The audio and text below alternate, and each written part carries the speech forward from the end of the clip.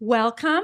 I'm going to point out that we have these packages that were given to you when you came in. There's lots of useful information in here. Thank you to Neela for sending us a lot of that information. That's very handy. And at the very back of the package, there are some notes pages. So as Neela's speaking and you're wanting to take notes, that's a great place to put them. And on the very back, if you flip to the very last page, it says questions. And what I'm pointing that out to you for is if you come up with a question while Neela's speaking, write it down there so that at the end of her talk, you can remember what it is you wanted to ask. I say that because you don't know how many times I messaged myself things to remind myself to do them. So if you write it down there, and the reason we're doing that is we have people at home watching live stream, and it's easier to just leave all the questions to the end so that if any of them want to ask questions, the gentleman that's doing all of the live streaming will let us know that they want to ask. So that was my little bit of housekeeping. And of course, you all know I like to share little stories with you. So there's this 90-year-old couple, and they're struggling a bit with their memory, but they go into the doctors, and the doctor says, "You guys are so healthy, like you're in really great shape, but perhaps what I could suggest is that in order to help you remember things, just write them down. So just write things down and it'll help you remember. Just start that as an exercise. Write them down." So they get home, and that night they're watching TV, and he gets up from the TV to head into the kitchen. He says, I'm going to the kitchen. Do you want anything? She says, "Well, yes, I'd like some ice cream." She says, "Maybe you should write that down so that you remember." He goes, No, I can remember ice cream." She says, "But I think I want some strawberries on it." I'm pretty sure you should write it down because you might forget." He says, "No, ice cream, strawberries." So, "Well, maybe I want some whipped cream too. And really, I think you should write it down because we really don't want you forgetting." He goes, "Oh, for goodness sakes, woman, I can remember. Ice cream, strawberries, whipped cream. Got it." She says, "Okay." He shuffles on into the kitchen, and 20 minutes later, he comes out and he places a plate in front of her with bacon and eggs on it. And she stares at it for a moment and she says, "Where's the toast?" I figured it was fitting because, with aging comes all kinds of things, but one of the things is our memories, of course. Sadly, even as early as in my 40s, I had to message myself to remind myself of things. But we are all here tonight. Thank you all so much for coming. It's always so great to see you all here at our Insightful Wealth Group series. And the reason, of course, that we host these events is twofold. As you know, it's a part of our commitment to you, our clients, to make sure that we are keeping you informed and up to date on all aspects of your financial world, whether that's some investments 101, some tax efficient planning, some estate planning. We've had them all. We've hosted all kinds of events. And that's our commitment to you, to making sure that not only are we sharing that information with you when you're coming in, but that you're getting access to it through events like this. The second reason we host these is for those of you who are here that are a friend of our clients, a family member of clients, perhaps a colleague of our clients. It's a great way for you to get to know who we are and what we do in a relaxed, more interactive environment. And who are we exactly? Well, we're Insightful Wealth Group. You guys all know that. But at Insightful Wealth Group, essentially, we like to see ourselves as a quarterback. Because if you're trying to handle things and they're managed by too many different people, it's like a puzzle with many interconnecting pieces. And if their pieces are all fragmented, you're not able to see the big picture. And essentially, we see you as the owner of the team. And we come in as the quarterbacks to coordinate the advice from professionals that maybe prior to now didn't work together to make things more efficient. So essentially, we focus on that big picture and make sure that we pull all your pieces together and make sure that there's tax efficiencies, cash flow efficiencies, estate efficiencies, and the whole time with you in the driver's seat, of course. And who do I have on my team to make sure that this all happens for you? Well, we all know Jennifer Mulder. Jennifer. Jennifer's been with Insightful Wealth Group and I for 18 years now. And many of you know her as that one that calms you down when you're looking at statements and trying to figure them out. Electronically signed documents or sign in person. The one that keeps me honest in the meetings and says, did you get them to sign that thing that I put in the package? Yes, Jennifer is our head of administration and has been keeping us streamlined for many, many years. And her cohort, of course, is Janelle Porter. And Janelle pretty much is the mini me to Jennifer. She does all of those same things, and she's been with me in a 2-part term. This one longer than the first, but I think 8 years total now that we're at. So it's so awesome to have her, and she's that bubbly voice when you call in, and even if it's a frustrating item you're dealing with, she still sounds like rainbows and sunshine and makes everything better. Johnny. Okay, so she's going to hate me for this, but Johnny is my associate advisor, and she works with many of the clients and works with me to make sure that we're delivering on all of the commitments that we have to you. But Johnny has her 10-year anniversary with Insightful Wealth Group this week, as well as her 60th birthday. Yay! So we just had our team retreat and celebrated Jeanne in style in Whistler, had a great time. But without Jeanne, my life would not be as easy because actually, I don't know if I could still do this if I didn't have Jeanne, because I need time for me too. So it's great because we're able to work so closely together, and she is me, just with a different name. Thank you, Johnny. And then we have Jewel and Kim. Kim is our newest, but Jewel's been with me 2 years now. And if you guys are starting to receive emails that say IWG front desk, it's the combination of Jewel and Kim, because we're sharing the role of the front, because Jewel's now starting to do a few more things behind the scenes and on our social media. So Kim's up at the front on those days, and Jewel's up at the front on the days that Kim's home with her 5 kids taking care of that household. So they're together running the efficiency of the front office and scheduling appointments and doing that. So if you ever see an email come in that says IWG front desk, it is us, I promise you, and they will coordinate whatever is needed. Yes.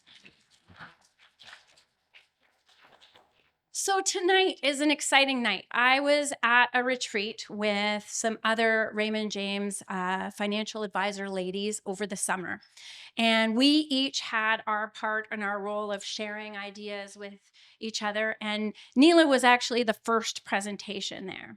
And I knew she was amazing, but I didn't know how incredible the information she had to share was going to be and how much of an impact it was going to have. And I said, I have to share this with my clients. You have to come out and do this. And so she very graciously agreed. So I'm very excited about the information that you're going to share tonight, even though it's hard information to deal with and cope with and talk about. But I am just thrilled to welcome Neela, who she just brings such warmth and great communication to the topic that she's delivering. I was going to read off her introduction or her bio, but you'll notice that on page 2 or 3 in our packages, it's very long and she's got all kinds of credentials. So I came up with something on my own to say. She brings both heart and expertise to one of the most important conversations we can have: how we care for ourselves and our loved ones as we age. Neela is not only a dear friend and colleague, but also a powerhouse in the world of aging, caregiving, and financial planning. She's spent years helping families navigate the emotional and financial realities of long-term care, and does it with compassion, clarity, and fierce commitment to making sure no one feels alone in the process. She's got a background that spans psychology, gerontology, thanatology. Did I say that right? You did. And she's certified in just about everything you'd want in someone guiding you through the complex health and aging decisions, from dementia care to patient navigation. But what really sets Neela apart is her ability to connect, whether she's speaking in national media, contributing to industry publications, or working one-on-one with families, or at an event like tonight that we're so lucky to have her here for. So I'm super excited for you to hear her stories and have her share her wisdom. So please join me in welcoming Neela.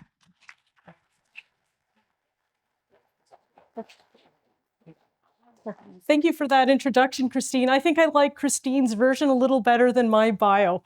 My bio makes me remember why I have all these credentials. When I was in university, I was trying fiercely to get into medical school, never got into med school. I'm going to get everything until I get a DR in front of my name and an MD or an FRCP after my name. So still have some time to go. So again, thank you for having me here today, Christine, and thank you to her team for arranging this. The one thing I would like to say, and I think we all need to start off with the premise that everyone in this room, including myself, will one day be a caregiver or will require care. So the premise is, how many people in the room, honestly, have thought, if I won the lottery, these are the first 3 to 5 things I would do? Here's my bucket list. Put up your hand. Who's planned for that lottery? Come on. Okay. Everybody know the chances of winning the lottery? Okay. So I'm going to start you off with a story today. 2 stories, actually. I guess, first of all, can everyone hear me okay? We had a little bit of a technical issue, so we're doing old school with a mouse. I'm going to start off with a story about a fellow, a diagnosis that changed his life and then his daughter's.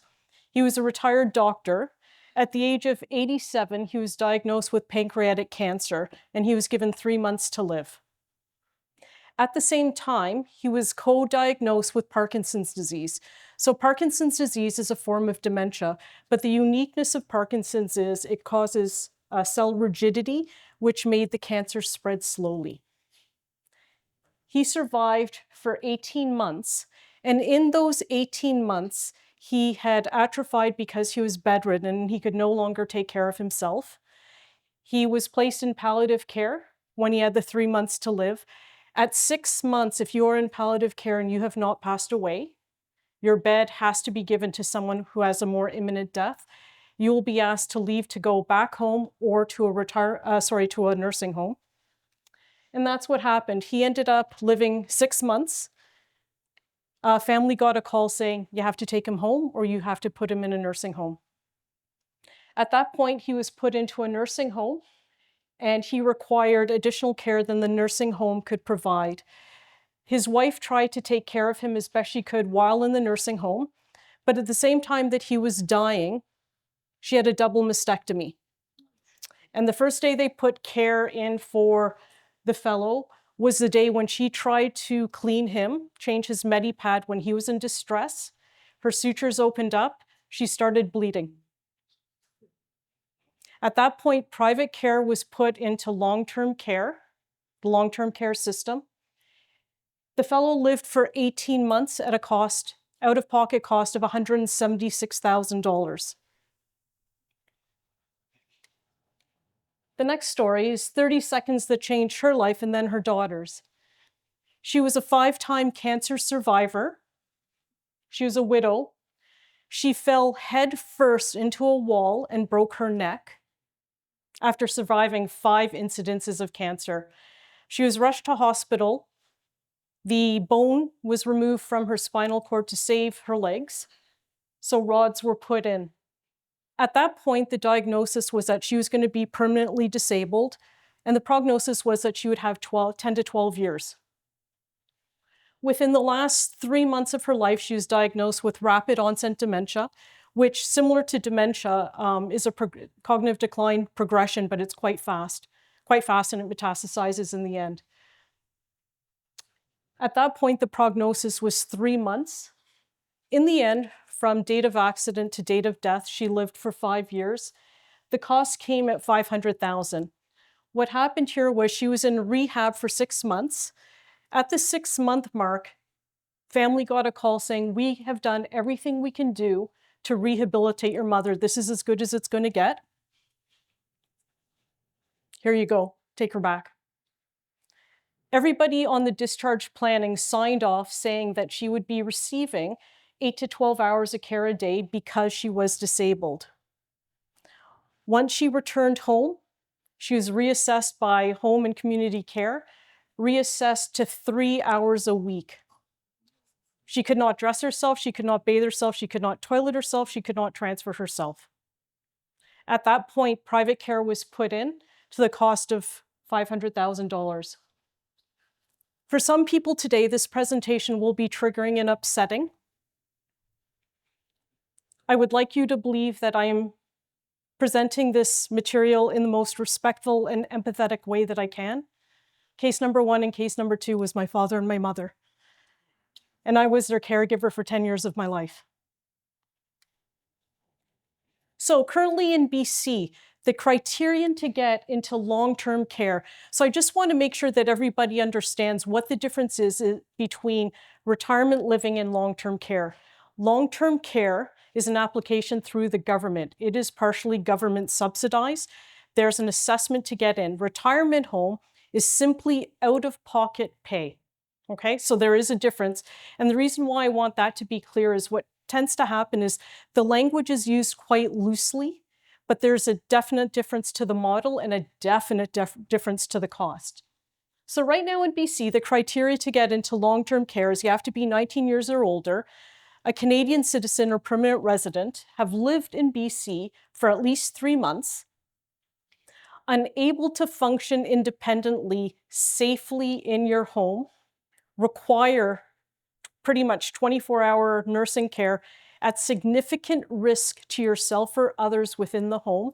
So what we're seeing a lot of right now is someone who's older and unwell themselves, taking care of somebody older who's even more unwell, which poses a risk to both people. You are without a caregiver, or the caregiver that you have is unable to take care of you. Once all of those aspects are in place, then you're ready for an assessment. So what happens is whether you self-refer, so you call and you say, I need help, or the doctor says, I think you need help.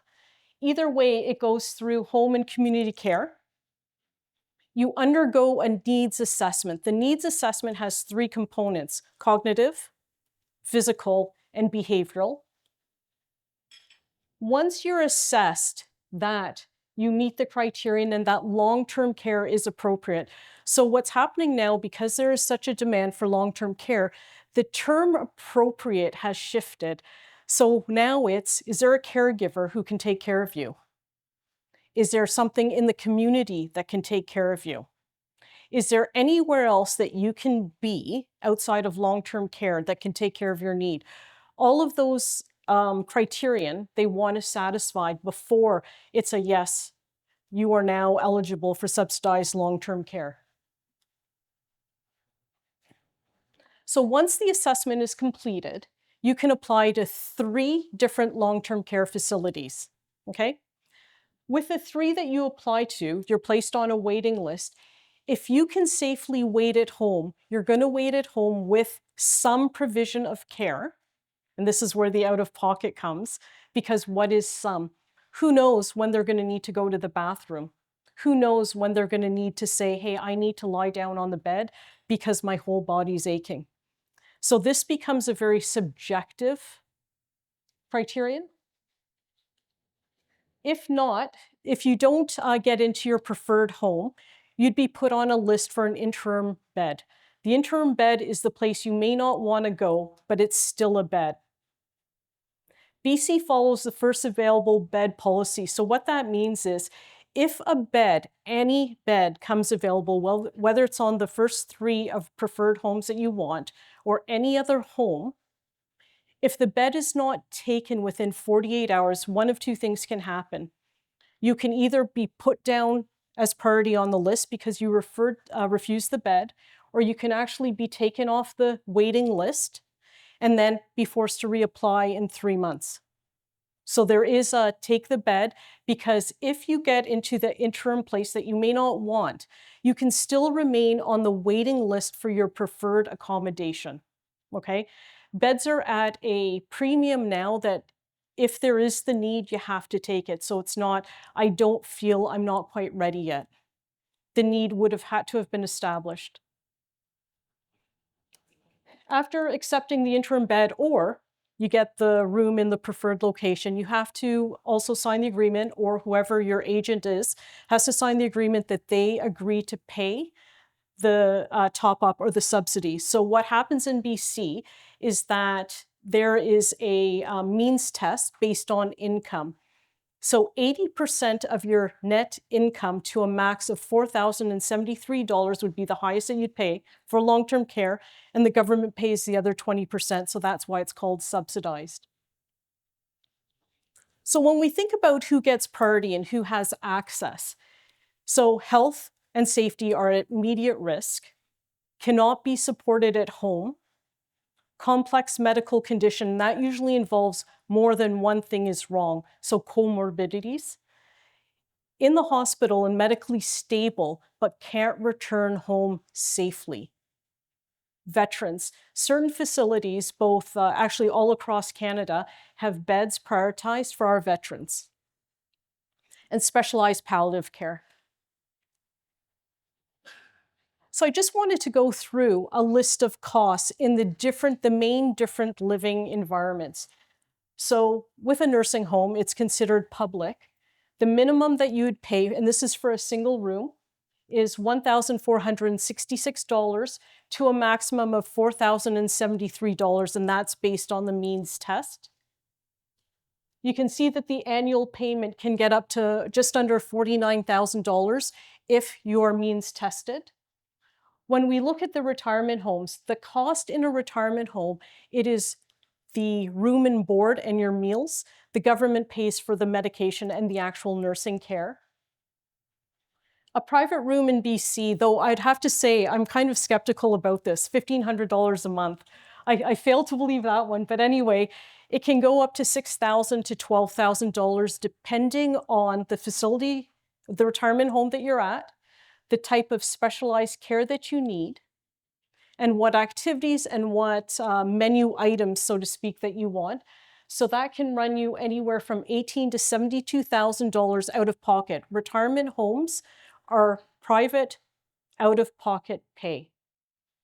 And then living at home, PSW care, that can run, depending on the negotiated rate, between $15 and $75 an hour. $75 an hour tends to be if you require wound care, neuropathy, catheter changing, anything that involves fluid or blood. $15 tends to be a bit of a negotiated rate if there's a long-term contract because you need daily care. The care agencies tend to make a minimum of 3 hours a day if you're going to have a contract with them. So in long-term care, what's included? Nursing and personal care, so bodily care, programming and support services, and meals. What's not included? And this is where people say, well, wait a sec, my budget was this, and now I'm very close to the edge of my budget. Hairdressing, cable TV, telephone, internet, transportation, and shockingly, daily bathing. In a long-term care facility, within their mandate is 1 bath a week. Okay. If you require more or want more, then that comes at a private price. So you either hire someone within the facility to bathe mom or dad, or you hire somebody privately to go in and assist mom or dad bathing. So the perverseness of that is, we stress as we're growing up and we're little kids that we need to bathe every day, change our underwear every day. And suddenly, when you're at your most vulnerable, daily bathing is not a daily necessity. It takes only 9 minutes in a wet Medipad for the skin to start to break down, which is a bed sore. When we think about retirement living, there's the initial impression, and then there's, what does the lobby really cost? So one of the things that we find is we go into a retirement home, they smell nice, they look cozy and warm and stuff, and they start talking to you about price, and the price might be around $4,000, $4,500 a month. What we have to know when we're planning out a budget within our retirement plan is that is the base cost. What are all the extras going to cost, and what is your budget for that? So I actually did a survey, and I used Chartwell. I asked permission if I could, and this is for Surrey. So for a one-bedroom, Chartwell Imperial Place, their bed starts for a private room, $4,212, and 3 meals a day is included, and a patio and balcony, heating, an individual thermostat. These were all listed out. Telephone, weekly housekeeping, laundry facilities, security system, and a personal emergency response unit. A one-bedroom Chartwell Crescent Gardens, so we can see the price variation, starts at $4,060 for the same one bedroom, 3 meals a day, utilities, a thermostat, Wi-Fi in a common area, concierge, laundry facilities, outdoor parking, a personal mailbox, and storage. And the reason why I grin when I say this, when we think about living at home, are these not fundamental things that we have as part of our comfort? Now there's a price to that. Most retirement homes have what's considered sort of an a la carte menu, and that's where the extra costs come in. So when we look at it, medication supervision. So sometimes people need reminders to take their pills, especially if they're on a lot of medications, and especially if they have to be timed with meals, before meals, with meals, or after meals. Medication supervision usually comes at about $45 to $60 a week if the nurse has to remind you. The PSW cannot give you medication. It has to be a nurse. Personal laundry. If you want your laundry done more than once a week, that comes at an extra cost. Laundry's about $70 a week. Hair salon's a hair salon. In-suite meal delivery, that tends to be a monthly charge. If you want in-suite meal delivery, it's around $365 a month. Electrical vehicle charging stations. So I guess Tesla doesn't have any stake in any of these retirement homes. Scooter parking as an extra cost. Assistance with activities of daily living. So those are the fundamental 5 things that we all do every day. Get out of bed, go to the washroom, get dressed, have something to eat, take care of our bodily functions.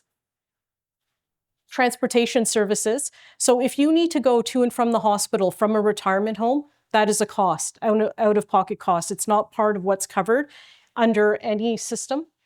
Outdoor parking, indoor parking, and guest room. Most retirement facilities do have a guest room where you can meet and have get-togethers and stuff, and that comes at a rental fee. So again, when you're thinking about retirement living, it's time to downsize. What does that look like for me? It is a different sort of living. Retirement home living is a social model. You know, you don't have to cook, you don't have to clean, you don't have to be isolated. You can be around friends, make new friends, cultivate new hobbies, but you have to be aware what your budget is to be making that decision and well ahead of the need. Let's just go through the math of aging in place if you need care. And this is an example from 2019. And to be transparent, this is actually my mom. So she required, when she came back home, 10 hours a day. The rate I was able to negotiate at the time was $30 an hour. Holiday rate was $45 an hour. Non-stat days, public holidays, the overnight rate, if my husband, daughter, and I went on vacation, it was $250 extra a night to make sure mom was safe. Physiotherapy was $100 an hour. Her care was $138,653 a year, and I was the overnight care while she lived with me. Right now, 1 in 4 Canadians are caregivers. It is projected that 1 in 2 of us will be a caregiver in the future. Caregivers spend 5.7 billion hours providing care, and that is an economic value of $97.1 billion. So something that goes through my mind quite a bit is what happens if the caregivers are unable to care? What happens to our system? More than 7.8 million Canadians over the age of 15 provide 20 hours a week of unpaid care. For the first time in history, we have as many children, youth, 15 and under as 65 and older. When we look at a tax base across Canada that's shrinking, what happens to resources as far as healthcare goes? We know what supply and demand is, and we know what inflation is. And that's what we're seeing right now. It was approaching into COVID, and COVID very much exacerbated that. Right now in Canada, there's $1.3 billion in lost productivity, and that's over 500,000 employees every year quit the workforce, and that's quitting the workforce without a financial plan.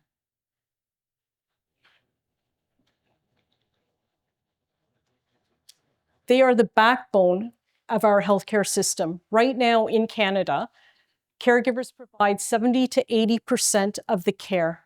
So that is how reliant the system is right now, that we all take care of each other. Something I'd like to say, and this is the hardest thing to say, we are not all born caregivers.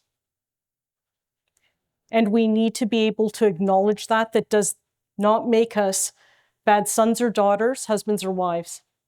It is a job that is more stressful and more demanding than probably anything I've ever done in my life, and I did it for a decade. Those caregivers are saving the public purse $24 to $31 billion an hour.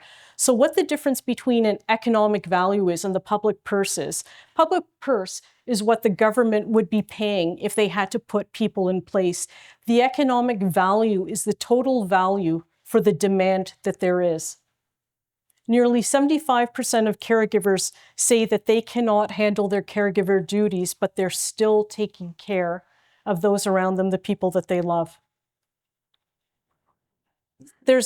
Through all the studies that you go through, Canadian, and it doesn't matter if it's broken out by province, and this is actually very common, shockingly, on both sides of the border. There's a common theme of lack of preparedness, and it's the idea of either not believing I'm ever going to get there, and on an adult child side, not believing that I'll be the one who has to do this. 43% of unpaid caregivers are distressed. So distressed is more than stressed. Distressed is bordering on now it is taking a physiological effect. Okay. 36% say they weren't prepared for the impact on work and their finances. So when we talk about planning and people's responses, depending on their age group as well, oh, you know what, I'm not ready for that, or that's not necessary. Stuff doesn't happen just because you're getting older. Stuff can happen because stuff happens, and that is the nature of life. And it's to be prepared for it, because if you want independence and autonomy, unfortunately, the way to conduct that and to guide that is through having the financial means to actually have your voice and have it respected. 38% say they were not prepared for the time requirement. So imagine 20 hours a week when you're a young family and have young children. How does that work when your son has hockey practice and your daughter has soccer? How does 20 hours tip the scale in your life? 44% say they were not prepared for the total impact on their life. Imagine adult children who may be going through marital difficulties.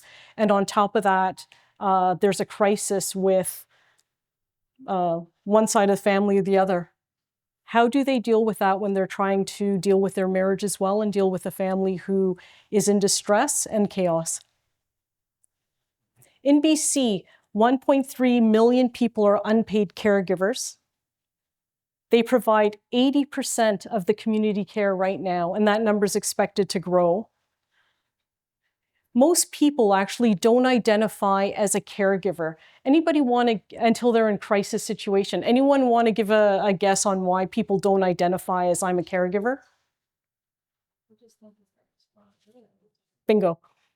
Christine just said because they think it's their responsibility. Again, going back to what does a son or daughter do? What does a husband or wife do? Most people won't identify that going over and cutting the lawn, shoveling the driveway, picking up the groceries, making meals, changing light bulbs, that is part of caregiving, but it actually is. And most people don't want to say it because when you say it, there has this feeling of lack of gratitude for what mom and dad have done. 25% of caregivers, unpaid caregivers, report having increased anxiety and depression, grief and loss, role confusion and identity shift. What that means is, we've heard the expression, and this for me, unfortunately, is a pet peeve for me. When I hear, and when I used to work in long-term care, my first career was in long-term care, it's just like taking care of a baby. I now need to parent my parent. In my mind, that is not respect. Your parents have shame. They don't want this as much as you don't want to do it. And it's not a baby. A baby is learning. They're developing skill. To say that my parent has become a baby has diminished what my parent is. 50% experience financial distress and stress. 70% say they feel somewhat informed about what's expected in the job of being a caregiver. 36% don't feel confident that they can cover the costs associated with caregiving. 94% of people believe that it's important to be prepared. So we all acknowledge that something has to be put in place. But I think it's like about 46% have done nothing. And 66% say that paying for care out of pocket, and it tends to be medical expenses, puts impact and stress on their own financial plan. And again, to stress why the planning is necessary. When you're an adult child and you're planning for your own retirement, and then suddenly an extra expense is put on, it has an impact. So this idea of I don't want to discuss it, whether it's adult children with their mums or dads, or mums and dads with their adult children, this has a greater impact than just coming over every once in a while. So I think it's fair to say it's a conversation that we can all acknowledge is difficult, sticky, but it is very necessary. 67% say that managing legal affairs will be stressful. How many people here have done the job of power of attorney for care, power of attorney for property?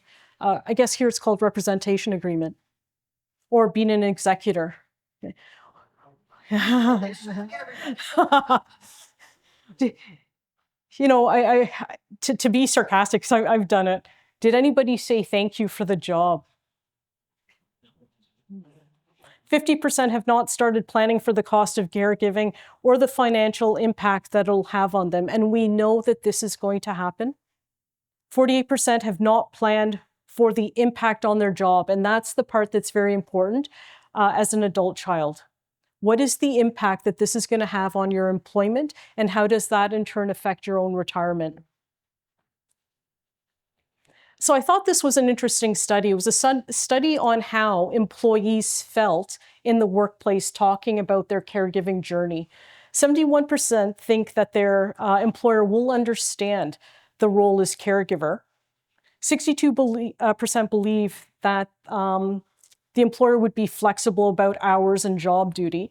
46% feel that they can talk about what they're going through with the person that they are taking care of. And 73% think that their colleagues will be understanding. Any guesses what actually throws those numbers off when the lack of understanding begins? When the workflow starts to build up and somebody else is impacted by your absenteeism. So being a caregiver, it's this dual stress, going to work because you need to function, you need to pay your own bills, but you're recognizing that there's a decline with somebody you love, and that's very difficult. And, you know, one of the things that a group that actually I'm a part of in Ontario is pushing for policy change within employment. And there's a bit of an imbalance when we think about how do we recognize a caregiver somebody taking care of somebody who's older, compared to how do we recognize a caregiver who's taking care of a child. There seems to be a more open attitude and approach to understanding being a parent, having to leave because your child is sick, the daycare called, you have to go and pick up the child. But there seems to be less of an openness and an understanding when, I'm sorry, I have to go with mom and dad to the doctors because I need to be advocate. It's a different conversation, and we can see where the stigma in these conversations lie, unfortunately. 60% of caregivers right now are covering about $640 a month out of pocket, and that tends to be medical expenses. So when we think about developing a budget as a caregiver, what does $7,600 to your budget do?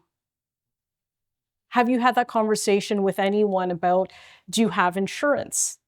Does your insurance cover whatever the provincial plan doesn't cover? Is there any sort of plan that can be converted to a bigger healthcare policy?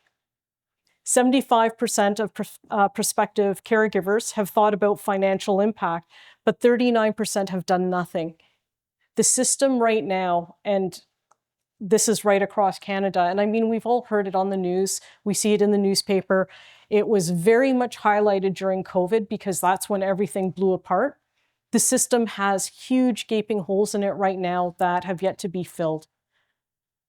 When we look at covering costs, surveys have been done about how do people cover that extra cost of mom and dad needing care, mom and dad needing to possibly go to a facility that they can't afford, even with maybe downsizing. And it's always the idea of, when will I run out of money? People will ask family for help. They'll cut back on their own personal spending. They'll withdraw from personal savings. They'll get a loan, remortgage their house, or get a line of credit to cover the costs. 12% think that they're going to be able to cover the costs, and 12% have no idea. An interesting survey was done by the Ontario Caregiver Organization in Ontario. So I'm from Ontario. And what I thought was shocking was the survey was 7 million prospective caregivers. So they have yet to be a caregiver. 2.7 million of those people actually said, I cannot and I will not be the caregiver. Does their family know that? Right now in Canada, about 8.4% of the population's 80 and older. By 2040, that number is expected to double. Right now in BC, 150,000 people are over the age of 80. By 2040, it's 300,000. By 2073, it's expected to triple. Most seniors do want age at home. We all do. 96%, 78 to 96% of people surveyed want age at home. Home is where the heart is. Home is where there's control, familiar surroundings, your social group, your community, everything you know. However, the part that I think is more concerning is, even though people want to age at home, what does the budget look like for the ramp, for the chairlift, for the maybe an indoor elevator, depending on how many floors you are? Where's the laundry room? I know in Ontario, most houses are built, the bedrooms are upstairs and the laundry room's in the basement. How's that work with the stairs? 74% feel that aging in place is not economical, that they would not be able to do it. When they think of a cost of a ramp, it's $4,000 to $6,000, depending on permanence and material. When you look at a chairlift, a stair lift, a glide, it's between $12,000 to $18,000, depending on the curvature of the stairwell. Okay. So when we look at budgeting for aging in place, we need to set aside costs for modifications, a walk-in shower. One of the biggest hazards right now is the tub where you have to do this. Slip hazard. 50% of all falls that happen in the bathtub end up in the hospital, end up in long-term care. Whoops. Right now, the long-term care wait is six months to 2 years in BC. In Ontario right now, it's 6 months to 5 years.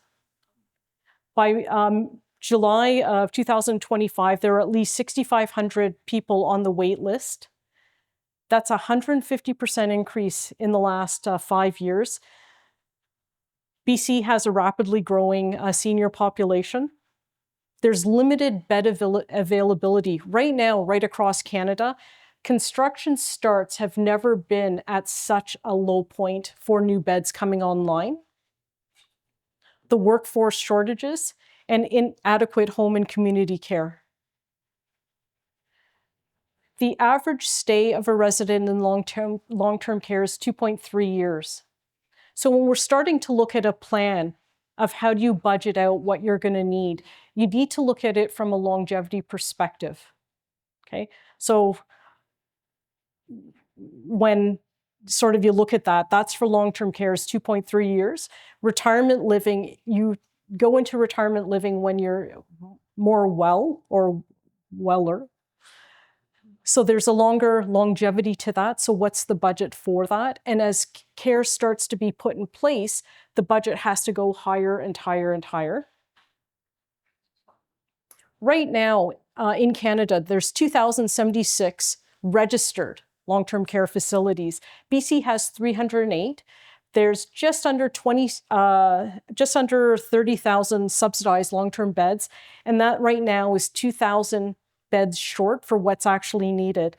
By 2036, 16,000 more beds will be needed at a cost of $16 billion if BC is able to do it.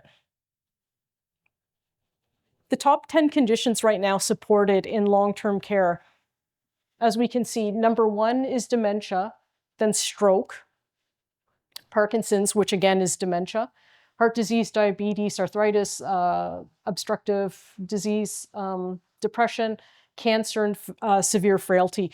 When I worked in long-term care 30 years ago, the 3 biggest reasons why people were in long-term care was arthritis, cardiac disease, and osteoarthritis. So rheumatoid first, heart disease, and then osteo. When I worked in long-term care 30 years ago, people in long-term care used to go away in the wintertime to Florida. Now, if you go away and you leave that bed, there is no, you can come back and take your bed. The bed is given up. It's not retirement living. In BC, there's 9,000 healthcare jobs that are open, of which 5,300 is a demand for nursing. So when we look again at supply and demand, what happens when there's not enough healthcare workers to provide the amount of care needed? What would happen to the price? So we know even when inflation became a thing a couple years ago, healthcare inflation had been continuous all throughout it, and it beat the price of bacon, okay? By 2031, BC will need 27,000 more nurses. So when we start thinking about all these conversations about AI is going to take over the world. We will still need healthcare people. We'll still need hands-on care. The province announced, and this was an announcement about 3 weeks ago, that they are actually going to stop funding overtime and agency staffing in BC long-term care facilities by the end of this month. So right now, the fear is that that's going to possibly lead to additional bed closures or a slowdown in the ability to get into a long-term care facility. Why are the vacancies rising in the jobs? The demand for care is increasing. Burnout and stress. We heard all about the burnout and stress during COVID. Immigration bottlenecks affecting international healthcare workers. So there was an influx of international healthcare workers, especially for personal support workers. That has trickled down. So now there's a gaping hole again, both BC, Alberta, and Ontario. Policy changes, reducing staff and the financing and the flexibility of those staff. So when we think about assumptions, why don't we plan? So part of the reason why I did thanatology is to understand dying, death, the culture behind it. Why isn't it something that we plan for? Common assumptions, we'll remain healthy forever. I used to think that as well, until probably the first time I started to put on weight, went to the doctor, and they said I had high blood pressure. That changed everything. Government will provide for me. We believe this narrative when the government says we will provide for you. Stay at home will provide the care that you need. Our money will last forever. There is always an underestimation of the cost of healthcare, and especially if you have to go the private route. Our family will be our caregivers. There's a very big assumption without having the conversation that your kids will take care of you. If they move out of province, move out of country, are too far away, what happens if you've had that assumption, the premise that they would take care of you, and you sort of never had that realistic discussion with them? What happens if you move to Quebec? Who's going to take care of me? I'll get into long-term care when the need arises. That bed is waiting and it has my name on it. What can derail a plan? You can live too long, which means you have outlived your money. Live too long unwell, in which case there's a further depletion of assets. Die too soon. What do I mean by that? You didn't have your documents in place. So you didn't have the conversation with Christine about what should I be putting in place? What do I need to protect my family, my loved ones? Becoming sick or disabled. Disability is more costly, unfortunately, than death, because death has a permanence, disability does not. Conversations around aging, it typically focuses around the stuff that's sort of sexy and cool, the legacy planning, what are my beneficiaries going to get, what foundation I'm going to set up, and all of those are great things. You're giving back. But I think the big conversation that also has to be had is the longevity risk, healthcare crisis, and how do we manage this? And it's a very stigmatizing conversation. It's not the conversation that on a summer patio, you're having drinks and everybody's talking about what their plans are, and they ask you what your plan is. I'm bathing my mom. Part of the, I guess, the reticence with having these conversations is the feeling that you won't understand what I'm going through and I can't feel it because I've not done it. We all know that this lacks, if we are healthy, this lacks a sense of urgency or actual current reality until the date the diagnosis comes. And if it's an unexpected diagnosis, even worse. Nothing's going to happen to me. It happens all to the other guy. Loss of independence. None of us want to lose our independence or our autonomy. That is actually frightening to do. Lack of self-awareness. So sometimes as we age, we start to actually lose our self-awareness. So my appetite's not big. I'm going to have toast and tea. I'm going to have toast and tea for every meal. And then suddenly I don't feel well and I've lost a lot of weight and I've become quite frail. Fear. If you've not had the conversation and there's a lack of expectation and knowing of what the system is, what are my choices, what does it cost, preparedness, it can be fearful, and trust. It's the old adage, if you want something right, just do it yourself. So many people think there's still going to be enough time once the health decline begins, whether it's physical or psychological. When we talk about conversations, it is a hard conversation to have, but sometimes if you're trying to figure out, how do I talk to my mom and dad about this? Sometimes storytelling is good. Hey, I listened to a lady and she had a story and this is what she went through with her mom and dad. Dad, mom, I'm scared. Can we talk about this?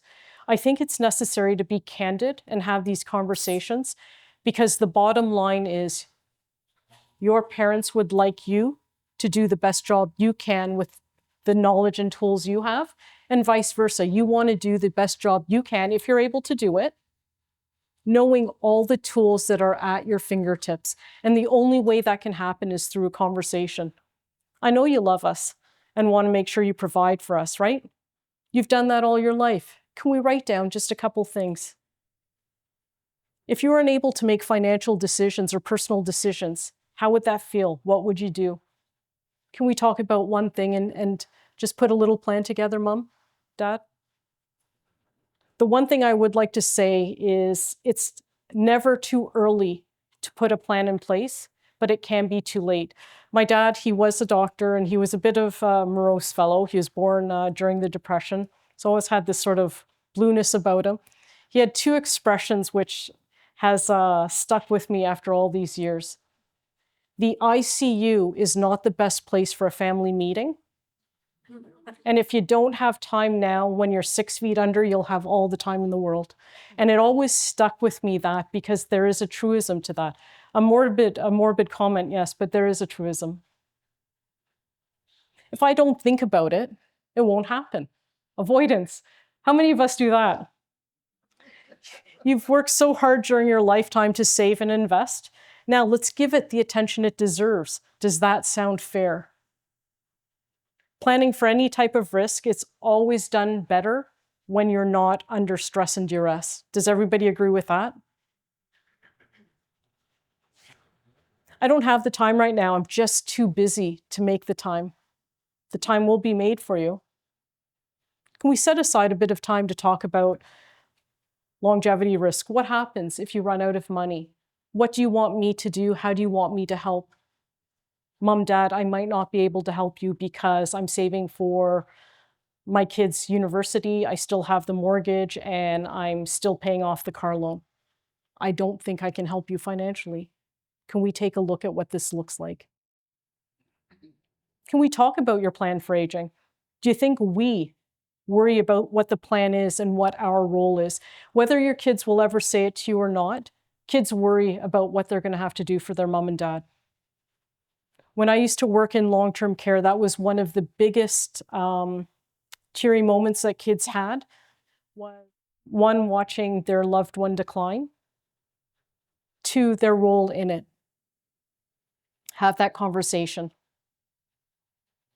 I've tried talking to my family about this, but it becomes so emotional, we just dance around the topic. Anybody go through that with their parents or their family, their loved ones, especially at holidays when you think this is the perfect time? Everybody's around the table, we can all hear or say what we need to say because we're all in one place at one time, but it just doesn't happen. I get it, it's emotional. It is. I had to have this conversation with my 16-year-old daughter. I'm high risk for cognitive decline. I'm high risk for cancer.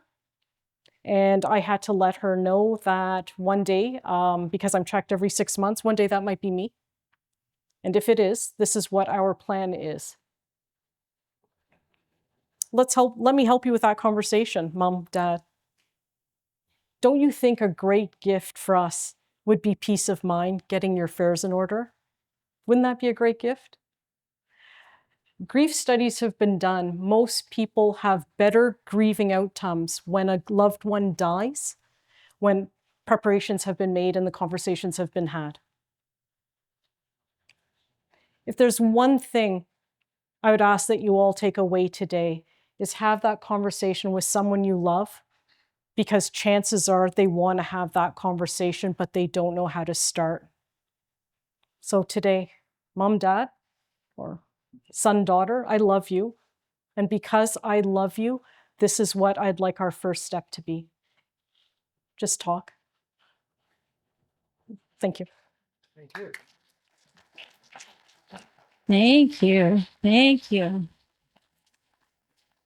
All right. So I'm going to walk to whoever has a question with this microphone. And Neela, you'll be on the hot seat. What is thanatology? What is thanatology? It's a study of dying and death and the rituals surrounding it.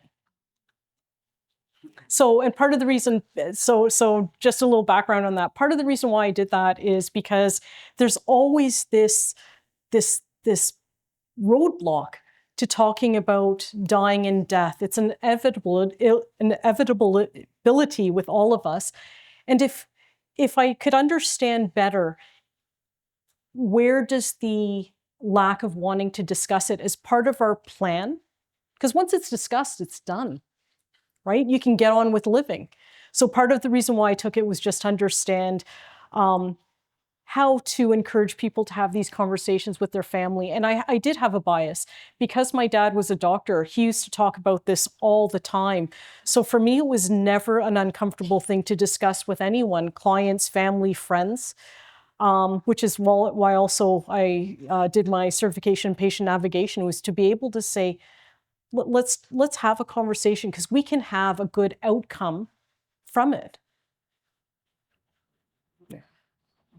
Neela, I'm going to ask you just because I know that you were the one who talked to me about it. There used to be an insurance that you could buy called long-term care insurance that was available to fill in for, okay, if I can't do one of the two of the Details, daily tasks. And Neela said, no, there is a product still. Yeah. Perhaps you can Okay. mention it. It's offered through Sun Life. It's called Retirement Health Assist. It acts like long-term care insurance. So depending on your age, for me, so full disclosure, I got it for myself and my husband when we were 50. There was no medical for me. That was a bonus because we have a lot of cancer and a lot of heart disease in our family. So that, and a lot of arthritis in our family. So that was great that I didn't have to do the medical. You have a year or a 2-year elimination period. It's money for care anywhere. So whether you have the care in your home, in a nursing home or retirement, it doesn't matter where, and you can select the level of monthly dollars that you want. So it's a comparable product. I think the reason why they didn't call it long-term care insurance is just to get away from the stigma of that. And yes, you're right. We went on and we listened, and it's you get it, and then you have to be paying into it for a certain period of time before you can't be like, oh, I know that I've got this diagnosis and I'm going to be needing this in a year, and then. Yeah, the policy doesn't kick in until you're 65. And if something happens at 65, there's a 1 to 2 year elimination period. So you still need to be able to fund 1 to 2 years of care. Yeah.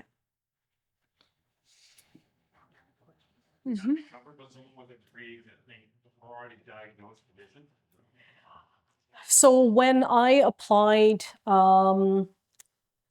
did everybody hear that? Sorry. Okay. Oh, sorry. If everybody couldn't hear it, the question was, can I apply for that when I've already been diagnosed with a pre-existing condition? I'd have to honestly say or Christine will look into that. 5 years ago, when I applied, it didn't matter that there was a pre-existing condition because I was already diagnosed with rheumatoid arthritis and already going for 6-month breast checkups. And never did they ask that. In fact, they didn't ask hardly anything at all, which is why it was like, yes, oh, thank goodness. My brother has Parkinson's, right? So would that be a consideration, you think, or that would be? 5 years later, because the cognitive numbers have gone up, it might be now, but that would be something that would be on the exclusion. So you can take a look at that, or yeah, Christine. So when we talk about Parkinson's, Alzheimer's is a form of dementia, same with Parkinson's. There's about 8 others. Right now in BC, in Canada, and BC, similar numbers, 1 person is diagnosed every 5 minutes. Okay?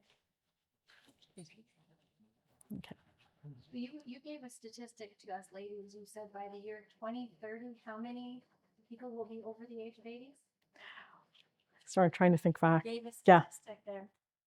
It was like 95% of the baby boomers. And it's like most of them will be over 80. Shoot, I'd have to look at that. Okay. Jennifer has a question. Yes. So you were talking about the income levels when it came to long-term care assisted living or government funded. Yes. Are they just looking at the income per person, or does it include assets? So if you've got a parent at home, or whoever, one person that can still live at home, and then somebody has to, so you don't want to have to sell your home to fund the. So it is only looking at income. So interest, dividend income from investments. If you're getting a RIF or LIF payment, CPP, OAS, any other pensions. But if you have hard assets, your house, the actual investment account, it is not asset tested. It's just income tested. Yes. TFSA would be just like the registered plan. If you take it's income only. That's what I'm saying. Your TFSA doesn't. It's not. No. They were asking about TFSAs. The benefit of a TFSA is that when you withdraw money from a TFSA, it's not considered income, so it doesn't go under income, so it wouldn't affect your notice of assessment when you're income tested. One of the interesting things with the US is they actually do have healthcare funds where you put money in because of the severe cost of healthcare. And you're seeing more and more articles about TFSA. It used to be sort of the slush fund, the emergency fund. Now you're seeing more and more articles about it becoming the healthcare fund. Yes, I'll go read it and then I'll go over to you, Graham. Oh, sorry. It's not really a question, it's just a comment. Yes. And I don't want to get political, but you know how the government is dealing with this problem. They're promoting do not resuscitate and MAID. Your thoughts on that, I guess. BC actually is one of the provinces that has the highest amount of MAID. It's an option for families as well. It is, but remember with MAID, you can't just, so right now with MAID, you have to be diagnosed with something that's terminal and make the decision and be evaluated. So the family can't make the decision for you because, hey, mom, dad, you're going to run out of money in 2 years and we're not going to help. MAID is a very personal decision on what you feel your journey is going to look like. But there are certain parameters, so it's not a free-for-all, and it has to be with a terminal diagnosis right now. And you cannot declare that you want MAID in advance of a diagnosis. So you can't say, if these parameters were to happen, this is what I'd like to happen. The diagnosis has to come in, and you have to go through assessments to make sure that you have capacity to understand the consequences of deciding you want MAID. And same when you decide on a DNR. If you decide that I don't want to be resuscitated, again, it's not a blanket DNR. What you'd be putting in your power of attorney for care is that under these circumstances, this is when I would like to have the DNR executed. So it wouldn't be, I fell, hit my head, and I was unconscious. Do not resuscitate. It would be more, I'm end stage cancer. You'd be surprised. Neela, would you say it would be easier to, We're over here. Oh, okay, sorry. Can't Would see you- at the light. Sorry. would you say it would be easier to already be in a retirement home when you need care rather than in your own home? Because you've already got a bed there and there is a nurse there and there's people around you to help? I would say yes and no. I would say it depends on how complex you've become. So if it's something simple, if it's something like I just need help with a bath every day, bath and dressing, but I can feed myself, make my own meals, I just don't feel that I can safely have a bath, then I would say when you're aging in place, that's more affordable and economical. When other things start to happen and you require care with at least 2 things or 3 things, then being in a retirement home, if the budget permits it, would be the easier thing because, like you said, there's a 24-hour nurse, there's a doctor that comes in daily on rotation. You're in a facility that's safe, where your meals are provided, and you will get the assistance that you need. But being in a retirement home, and this is something that people commonly ask, being in a retirement home doesn't accelerate your access into long-term care. Long-term care is quite independent of being in a retirement home. The only thing that possibly helps with long-term care is some of the facilities now, the newer ones, they have graded level of care. And it tends to be, even though it's not stipulated, that if you start off at the 3rd floor, let's call it, the home I was at was the 3rd floor, and you're totally independent, totally mobile, you're enjoying all the social aspects and all that, and then something happens and you now need assistance, you go to maybe the 2nd floor. That tends to be an easier way, and then the 3rd floor ends up being full care, but that, remember, is private still, so it comes at a higher cost than getting into long-term care. Pretty happy stuff, eh? And just the one other thing I would say about retirement homes, not all of them are created equal.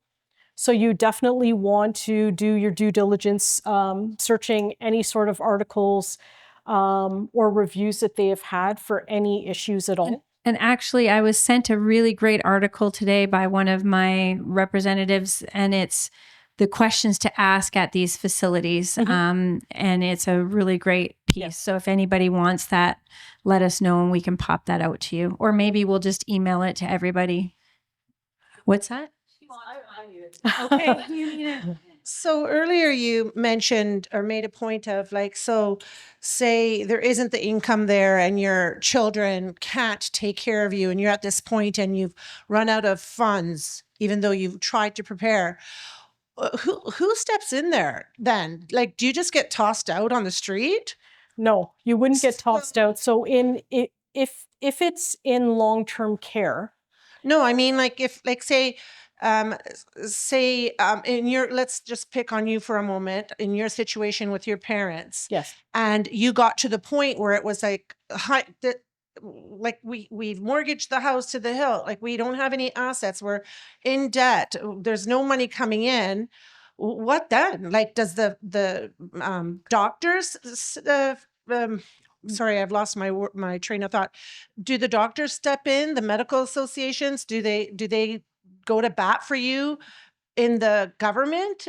no, what would tend to happen, and I'm talking maybe now from a bit of an Ontario perspective, but BC has sort of the same strategy for assessment. What would end up happening is you would end up calling your local authority. You would ask them to come in and do an assessment that mom or dad needs care. There's no money to hire extra services. What they would do is they would do the research on all the facilities, agencies that provide government-funded care. So it could be a bunch of different agencies. So let's say we're talking about Alzheimer's. It'd be contacting the Alzheimer's Society, and they have a couple day programs that come in at a very minimum cost. It would be contacting all those agencies to put in place what can be covered provincially. And then if there's still this gap in care and it's the idea that, okay, I'm sorry, I have to go to work and I can't go in and take care of mom and dad, then they become critical because now they're in an unsafe environment by themselves at home. So the one thing I would say, and this is not advice at all, but this is something that I've learned along the way.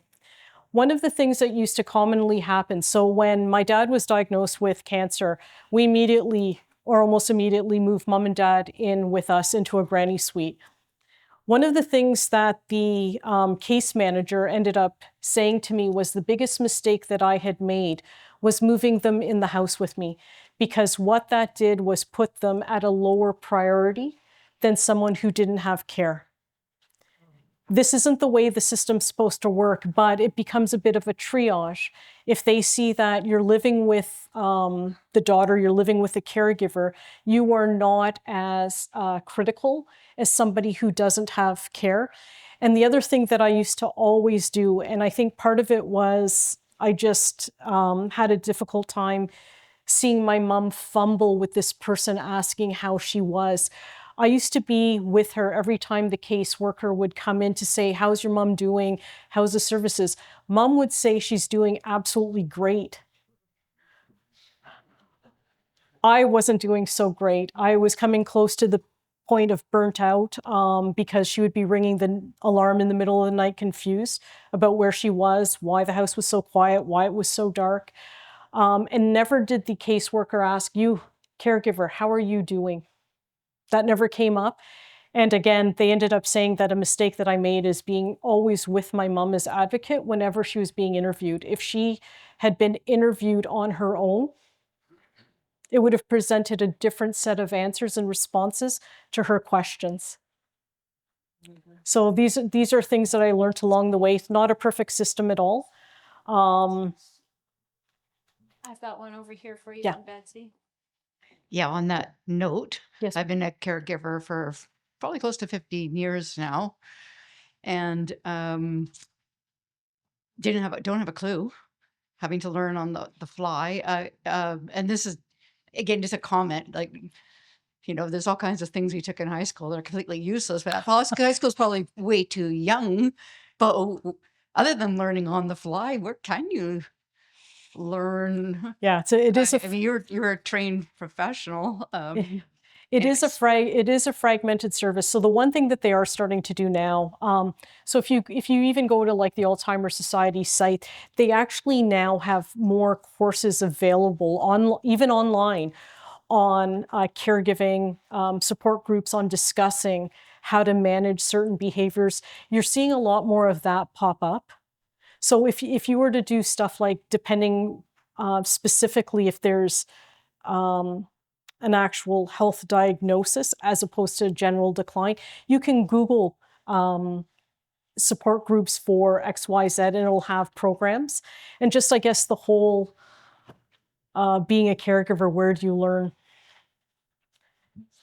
I think you just learn as you go what works, what doesn't. But the one thing that I would say to everyone, if you're a caregiver, it is so important to take care of yourself. 52% of women do not go to their doctor annually, do not go for their mammograms as a result of being a caregiver.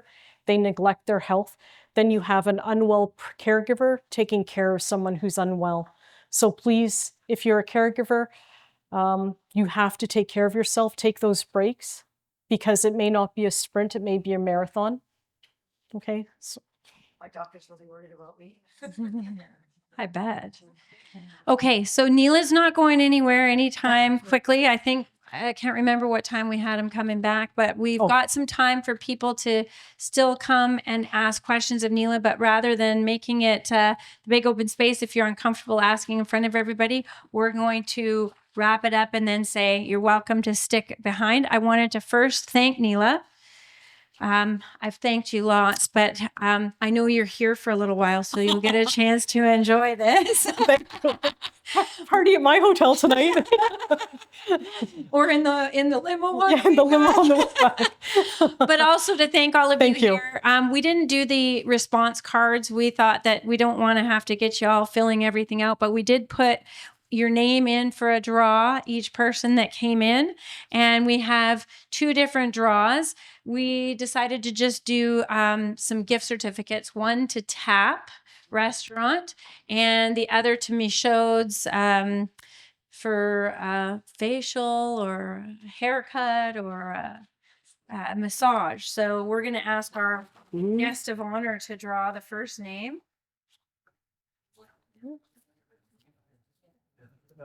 Lyle Davidson.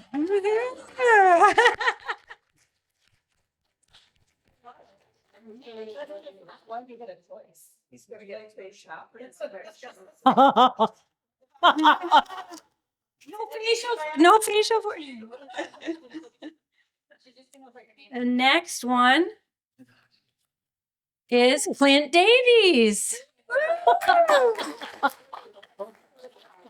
I want to know which one of you gets the facial. Hey, the bribe worked. Congratulations. Thank you. What am I looking for? Oh, yeah. Jennifer is going to give it to you. Thank you all. Again, please, you don't have to feel like it's time to go. Neela will be here. I'll be here. The team is here. Thank you all very much for coming out tonight. Thank you.